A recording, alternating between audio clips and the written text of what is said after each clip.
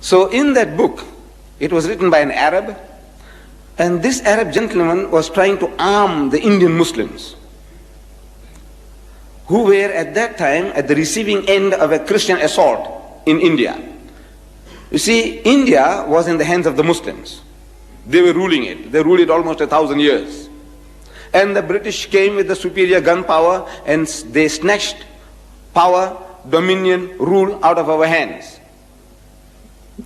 And they felt, and they thought rightly, that if at any time anybody would give them trouble, it will be the Muslims, because they had tasted power, tasted dominion, tasted rule, and once you have tasted it, you aspire to get it once more back again. So he said, if we can convert these people, if we can make them to turn the other cheek, we can rule India for 1,000 years. So they started pouring in the missionaries, like frogs in the rainy season, into India. And they started mastering our language and wanting to debate with the Muslims. At first, the Muslims were reluctant. These are our rulers now. They have conquered us. And if we debate with them, they might put us in jail, Robben Island, something like that. So he says, man, leave it out. But now, since they started learning our language and challenging us in our mother tongue, the Muslims were forced to accept the challenge. And Maulana Abdul Aziz of Delhi, this is I'm reading in the book, which made everything interesting to me, which brought me here. That Maulana Abdul Aziz of Delhi, he was forced to accept the challenge. It was a certain reverend founder who was the head of that movement, missionary movement. And according to the appointed time and date, the debate started. The reverend started the debate with requesting the Maulana. Maulana means our Shaykh or Imam in our language, you see, in the language of the Indian Muslim. He said, Maulana Sahib, telling him in Urdu, sir, respected Maulana, get started. Start the ball rolling. So the Maulana said, look, you are our elder brother. In other words, Christianity precedes Islam by 600 years. So you are 600 years senior to us. So as such, you have the first preference. Number two, he said, look, you are our guest. No doubt an unwelcome guest, but a guest at that. So as such, again, you have the first preference. So the reverend was forced to start the debate. And he started with a question.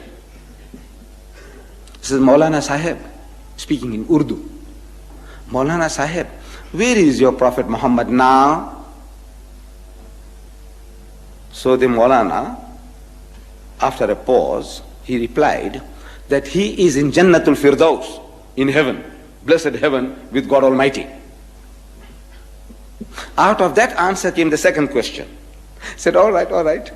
Tell me now, where was he when his grandson Hussein was martyred at Karbala?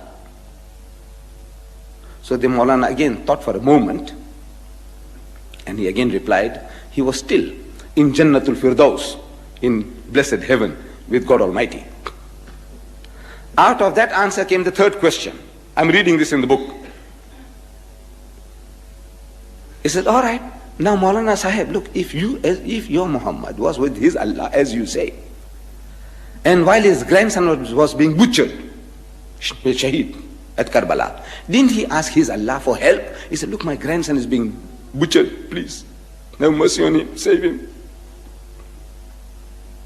So there was a long pause.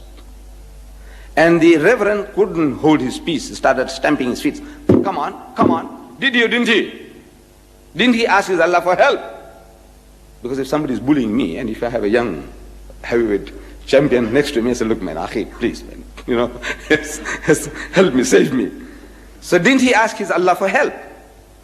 So after a long pause, the Maulana said, yes, he did.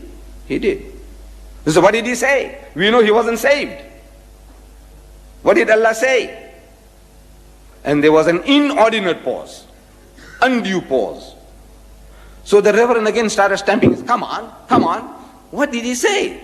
So the Maulana said, Allah cried. He cried. So what? Allah cried? He said, yes. He said, I couldn't save my own son Jesus. How can I save your grandson?